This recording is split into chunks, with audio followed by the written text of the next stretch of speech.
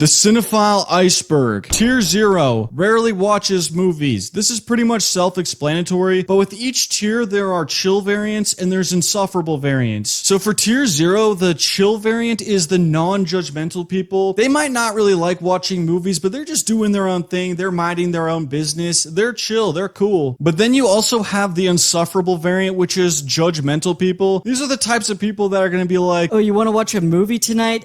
No, thank you. I have better things to do." Shut the fuck up, Randy. You watch football every single weekend. And there's nothing wrong with watching football. Okay, I like football. But you can't tell me that watching football or scrolling on Instagram is a better use of your time than watching movies.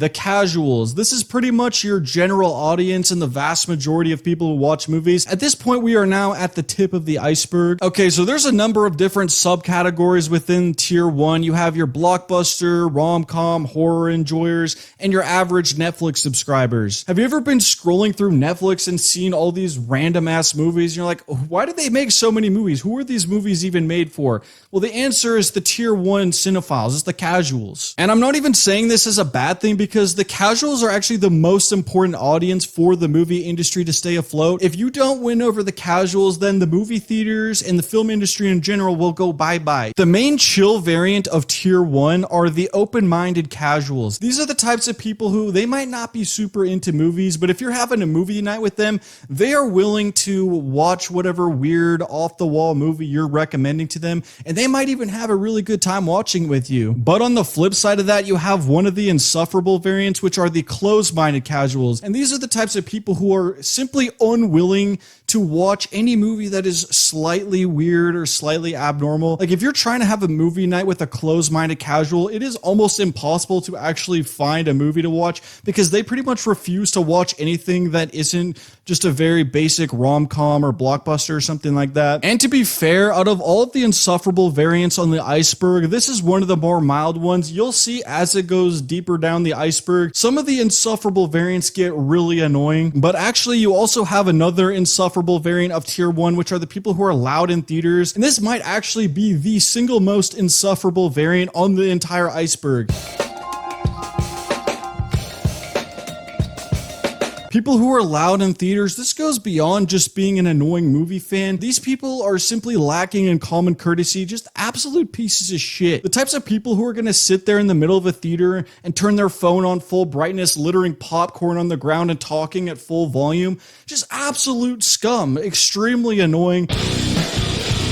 Basic movie fans. These are people who are definitely a lot more into movies than your average person walking down the street, but they still haven't gone that far down the rabbit hole yet. So the main subcategories of tier 2 include fanboys and fangirls. They're kind of similar to the casuals, except they've gone a lot more in depth into specific movies and specific franchises. They know all the lore. They got all the information. These people know what's up. And then you also have the IMDb and Letterboxd core. These are people who are super into pretty much any movie that's in the IMDb top 250 or all the movies that are really popular on Letterboxd. The main chill variants of tier 2 are your normal movie enthusiasts and your normal fans. Pretty self-explanatory. I would say your normal movie enthusiasts are just regular people who happen to be a little bit more into the IMDb and Letterboxd core, and your normal fans are your fanboys and fangirls, but they're just normal, chill people, if you know what I mean. And then for the insufferable variants, you have your toxic fans. These are fanboys and fangirls who have gone too far, and they have let a specific movie or franchise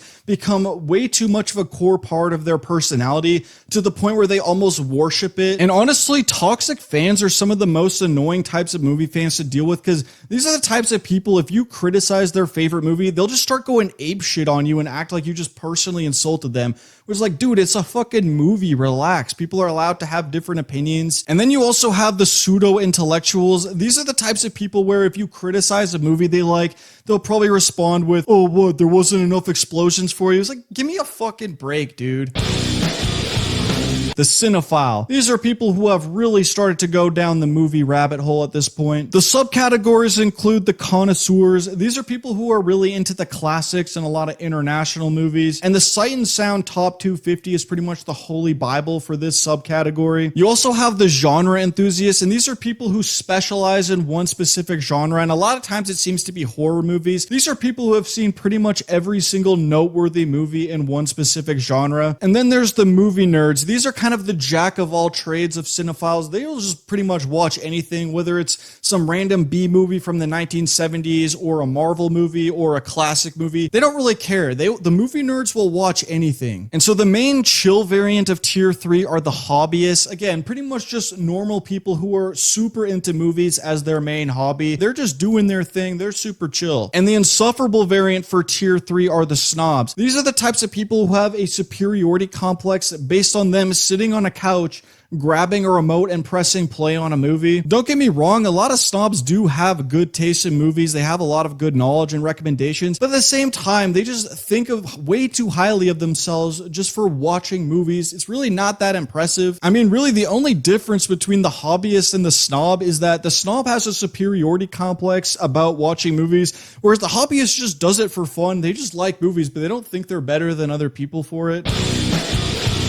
The advanced cinephile. Now we're getting into the territory of people who at this point are basically experts about movies. So the subcategories of tier 4 include cinema historians. These are people who like to watch a lot of old movies. They have probably seen thousands and thousands of movies throughout their life. Any obscure movie that you could possibly think of that has any sort of relevance whatsoever, they have definitely seen that movie. And then you also have theater junkies. These are people who watch pretty much every single new movie that comes out every year. They go to film festivals. They probably go to the theaters multiple times a week. And then you have movie burnouts. These are people who don't really have that much time to watch movies anymore. And you could argue that movie burnouts are people that made it all the way down to tier 4, but then they got busy, so they went back up to tier 1, but they still have the knowledge of a tier 4 cinephile. So the main chill variant of tier 4 is the walking encyclopedia. They know what they're talking about. They've seen so many movies that they have pretty much endless recommendations for you, and they will actually give really good insight and analysis on movies, and they're very happy to share that knowledge with the world.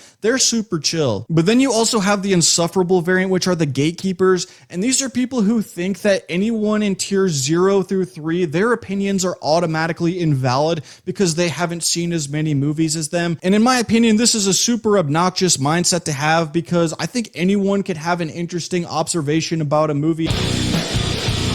Film critics. Obviously, the main subcategories of film critics are YouTube critics and traditional critics, pretty self-explanatory. And the chill variant of tier 5 are the genuine critics. These are critics who are honest about their actual experience with the movie. They're not trying to pander to anyone. And the insufferable variant are the pretentious critics. These are people who think that critics are the only people's opinions matter and that the audiences are irrelevant, which I think, by the way, that is one of the stupidest mindsets you could have. I'm not saying that critics don't matter, but let's be honest, a movie is made for the audience. It's not just made for critics. It's made for everyone who watches the movie. I mean, I definitely think that critics are really valuable to the movie industry, but to say that film critics are the only opinions that matter and the audience is irrelevant, that's completely ridiculous in my opinion. Filmmakers, people who not only watch movies, but they also make movies. So yeah, you have a lot of the obvious subcategories like the cast and crew, the producer, the writer, the editor, composer, all that stuff. But the main ones I want to talk about are the auteur director versus the collaborative director. An example of an auteur director would be someone like Stanley Kubrick. These are directors who are very heavily involved in all aspects of pre-production, production, and post-production. They basically have complete creative control over the entire movie. And then you also have collaborative directors such as Steven Spielberg, for example, and they might be very heavily involved in the actual production of the movie, but they're pretty hands-off when it comes to pre-production and post-production. They're more so about working together as a team. And the chill variants of tier 6 are the people who are very passionate about movies and they're doing it for the love of movies, and they're also respectful to everyone on the cast and crew. And the insufferable variants are the people who are just in it for the money. A lot of studio executives and producers fall into this, although not all producers. There are a lot of producers who really do love movies and they're super important to getting a movie actually made. But there are also a lot of studio execs and producers who truly do not care about movies and they're only doing it for the money. And then you also have the tyrants. These are people who just treat everyone like shit on set. Your David O. Russells who just get in fights with people on set and are just total assholes. You have your Jared Letos who take method acting way too far. And even someone like Stanley Kubrick, where I love his movies. He's probably my favorite director of all time just in terms of his movies. but from what I've heard, apparently he was just a massive dickhead to everyone on set, so he probably would be included in this category. And then obviously you have those people you hear of who are the absolute worst people in Hollywood. You know who I'm talking about. For more information on cinephiles and movie fans, check out this tier list where I rank the worst types of movie fans.